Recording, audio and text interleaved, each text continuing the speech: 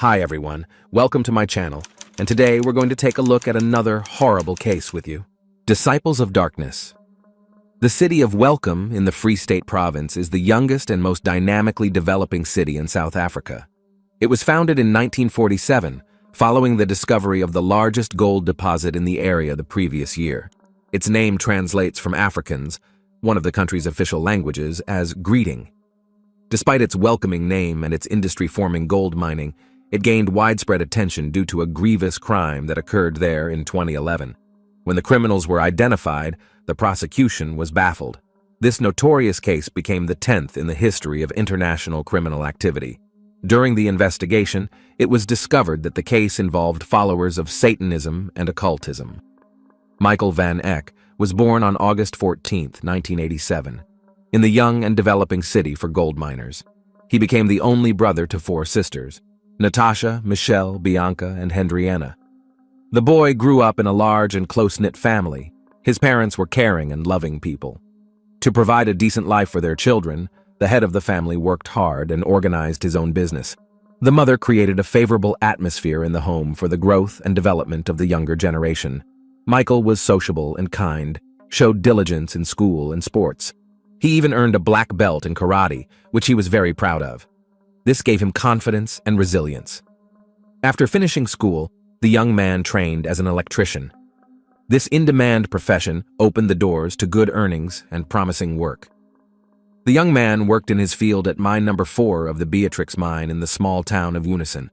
He did not stop there and continued his education to become an engineer. In 2011, the 23-year-old hero of our story registered on a dating site. In this way, he wanted to distract himself from a breakup and make new acquaintances. It seemed that luck smiled at him one day. Among the numerous photos and profiles, a lonely young man took a fancy to the profile of a sweet and smiling girl. During the ensuing correspondence, the guy learned that their interests coincided. She, like him, disliked noisy parties and drunk companies and wanted to find true love and build a strong family. Michael was pleasantly surprised that he could find a suitable candidate on the internet. Since the young man still lived with his parents, he shared his joys and concerns with his mother. On April 2nd, the son boasted to her that he was going on a date, and he prepared thoroughly for it. To please the girl, he withdrew his first paycheck of 1,000 rand from his card. The only thing that troubled the young man was the unusual place his friend chose for their first meeting. It was the city cemetery. Apparently not to worry his parents, he kept quiet about it. Around 9 p.m. that same day, Michael said goodbye to his family and left the house. He headed to the designated place in a silver Peugeot 207, a gift from his parents for his coming of age. As tradition demanded, the girl was a little late, but her appearance was impressive. The stranger from the internet arrived in a pristine white dress and smiled. The conversation was relaxed, after which she suggested continuing the evening further and invited the young man to a distant part of the cemetery. There, a meadow awaited them with a spread blanket. On it lay a basket of fruits and wine. After the young people had a glass each, the beautiful companion kissed a stunned Michael. Suddenly, the pleasant feeling of the kiss turned to pain and horror. The unsuspecting young man became part of a sinister plan. Since the innocent appearance of his pen pal did not match her inner world, Chana van Heerden was born in 1991 during a crisis period for her parents. When her mother found out she was pregnant, the couple decided to delay their divorce and give their relationship another chance. However, their attempts to reconcile and improve their life together were unsuccessful. The family environment only worsened. Her mother openly disliked the little girl, seeing her as a tie to her husband. After the divorce, she took the children and moved away from her former husband. However, the failed marriage was not the main reason for her coldness. She continued to lack love and attention towards her children, even after the relationship ended. All 3 children felt lonely and misunderstood, but Chana suffered the most. She grew up withdrawn and sullen. From an early age, she exhibited psychological issues.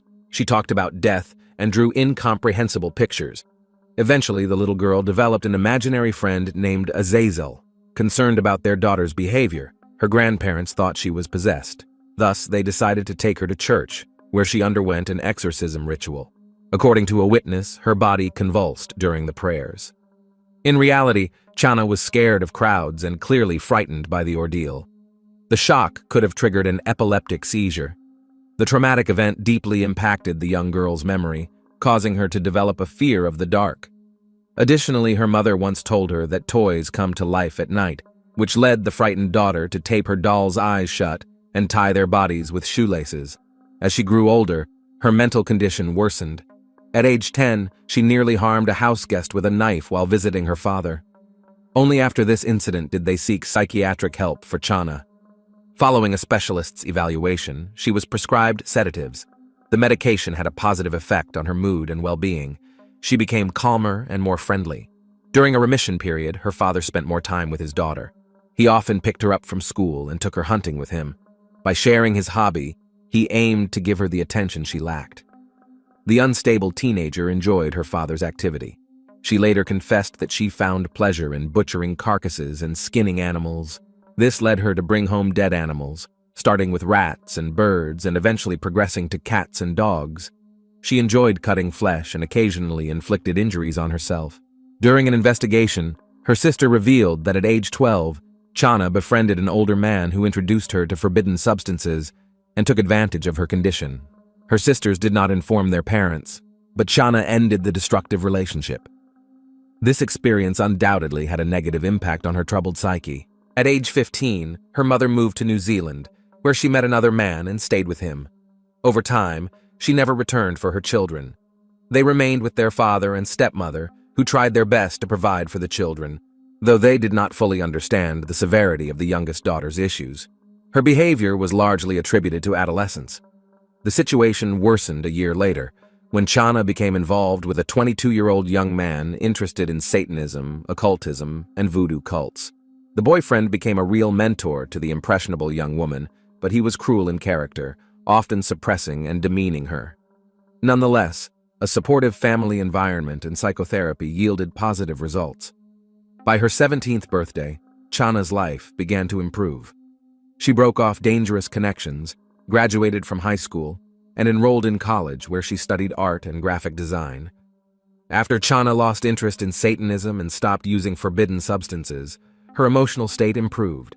She excelled in her studies and secured a job in her field. At her new job, Chana found support not only from her colleagues, but also from management.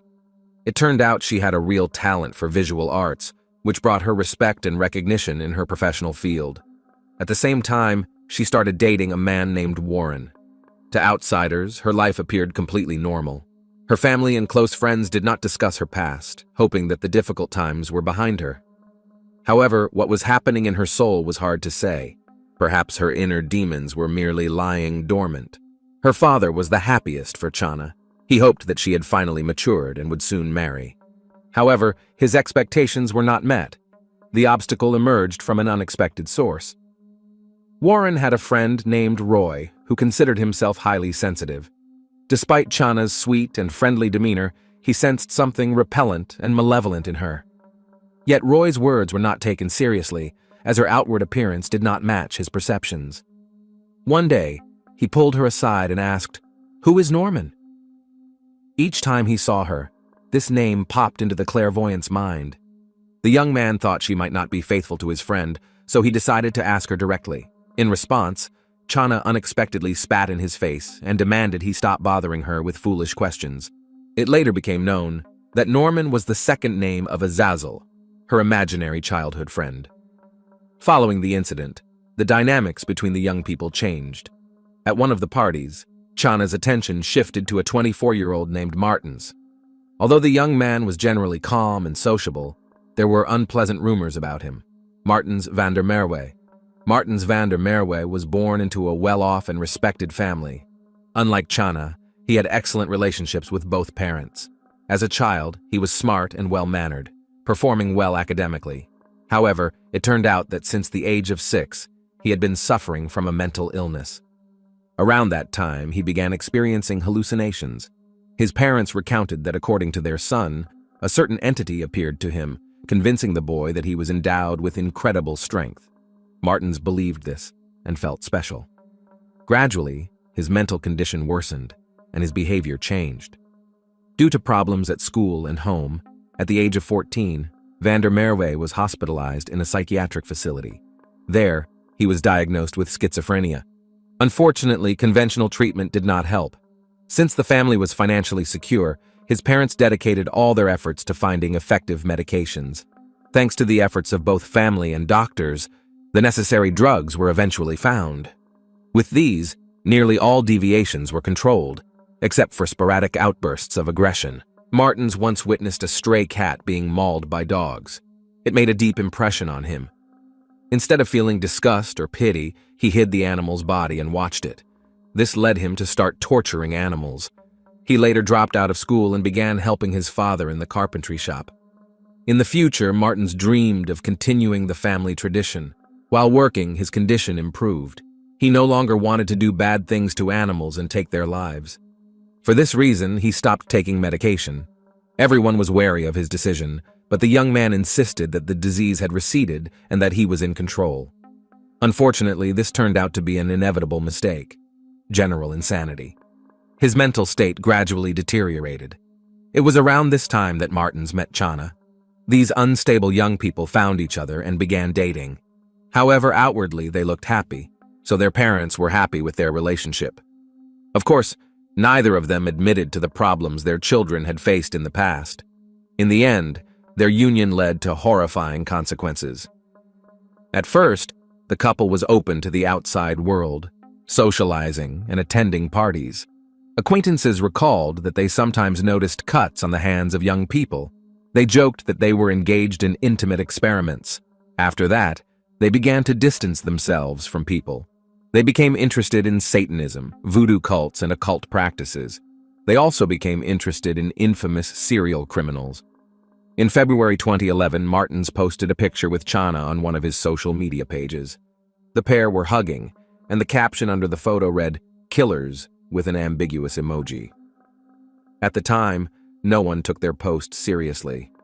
Eventually, the young man asked his girlfriend's father for a marriage license. Mr. Van Heerden was incredibly happy. No one could have imagined what terrible dreams the couple nurtured. Instead of dreaming of traveling and children, they wanted to end their lives. Gradually, their sick fantasies turned into a bloodthirsty plan. The crazy couple decided to torture the homeless to death, and they practiced on animals. However, their plan was never realized, as the criminals could not find a suitable victim. Their monstrous plan was waiting for the right moment. The encounter. It all began when Chana posted her profile on a dating site. Before long, a young man named Michael Van Eck responded. The attractive young man caught the interest of the nefarious couple, and Chana targeted him for their plans. From the very first messages, the young people started flirting. After a few days of communication, the girl suggested they meet. Michael had been looking forward to this, but he hadn't expected it to come so soon or directly from her. Unfortunately, the somewhat unusual location for their first date didn't raise any alarms for him. Apparently, he was so eager to meet the charming conversationalist from the internet in person that he agreed to the dubious proposal. Chana and Martens meticulously prepared to bring their wild dream to life. They thought through everything thoroughly: the attire, the means to end a life, and even the setting. Chana approached the date fully prepared. The trap. The long-awaited meeting went exactly as planned for both parties. The victim fell for the bait. An angelic appearance of the girl and a kiss lulled his alertness. This gesture was the agreed-upon signal for Martens. All this time, the man had been hiding behind the tombstones. He approached Michael from behind and struck him with a knife. Unexpectedly for everyone, the young man resisted. The attackers hadn't anticipated this. Noticing that their new acquaintance was putting up a desperate fight, Chana intervened. Altogether, they inflicted about 30 knife wounds on the unfortunate young man. Ultimately, completely weakened, Michael begged them to end his suffering.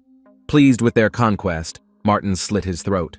After that, the unthinkable began. The perpetrators dragged the body onto the blanket and proceeded with their plan. The couple severed the young man's right and left legs at the knee and decapitated him. The severed parts were placed in bags. They then decided to hide the body at the site. However, they miscalculated one thing: they had no shovels. Thus, they had to dig the earth with their hands and knives. As a result, they could not make the grave deep enough. After burying the body halfway, the perpetrators left with their trophies. Along the way, they used the victim's vehicle. Martins initially took the wheel, but later handed control over to his companion. The surge of adrenaline prevented him from keeping his eyes on the road. Upon arriving home, they stored the bags with body parts in the refrigerator as if they were groceries. After Van der Merwe had somewhat recovered, he started Michael's car and drove it to a troubled neighborhood. The criminals hoped the car would be stolen, so he left it unlocked with the keys in the ignition. The victim. The next day, a cemetery worker noticed a fresh burial that wasn't there the day before. His dreadful suspicions were confirmed when he stumbled upon bloody traces and torn clothing in the bushes. He then called over his supervisor to examine the grave. What the unintended witnesses found would long remain etched in their memory. Beneath the soil lay a dismembered male body. The authorities were immediately notified of the grim discovery. At the same time, Michael's parents were beside themselves with worry. Since the previous evening, he hadn't responded to calls, even if it was presumed that he had stayed overnight at his internet girlfriend's place. He should have made contact by now. Instead, Michael's workplace called his parents. The concerned management wanted to understand why he was absent from a crucial site. At the same time, the police received a report about a Peugeot 207 found abandoned in a parking lot. Passers-by were alarmed by the bloodstains on the trunk. After running the vehicle through their database, the owner was identified. Detectives also tracked that before its discovery, the car had been at the cemetery for a long time. The local precinct was already aware of an unidentified body found on its grounds. All signs were suspicious. Armed with this information, law enforcement officials went to the residence of Michael Van Eck. Upon arrival, the officers confirmed their suspicions. His parents had been searching for the young man since the previous day. They asked Michael's mother to come to the cemetery, where forensic specialists and search dogs were already at work, desperately trying to locate missing body parts. At the scene, the woman recognized belongings found, and she also identified her son's body by distinctive burn marks he had sustained in childhood. During the autopsy, the medical examination confirmed that the young man had suffered numerous knife wounds. Signs of his struggle were evident. It was also determined that the body had been dismembered post-mortem.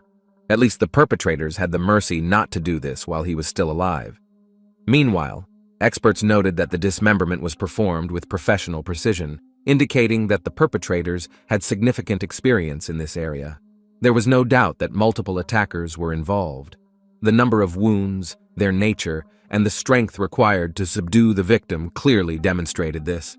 Ultimately, DNA testing confirmed the identity of 23-year-old Michael Van Eck. Time to gather stones. During the investigation, police confiscated the victim's cell phone and computer. It was established that the last person the young man had communicated with was Chana van Heerden. According to their messages, she was the one who invited him to the ominous date at the cemetery. Subsequently, detectives contacted the potential suspect and invited her to give a statement. The young woman did not refuse and arrived with her boyfriend, Martins van der Merwe. The couple was interviewed separately. During the questioning, they confessed to being involved in the group ending of a life. Upon learning of the incident, the girl's father rushed to the station. He couldn't believe what he was hearing and asked his daughter if she really was involved in the accusations against her. Chana calmly confirmed and added that she would willingly do it again. She claimed she had dreamt of this ever since she started hunting with him. The cruel confession of the seemingly sweet girl shocked not only her father but everyone present. Her boyfriend Martins also behaved defiantly.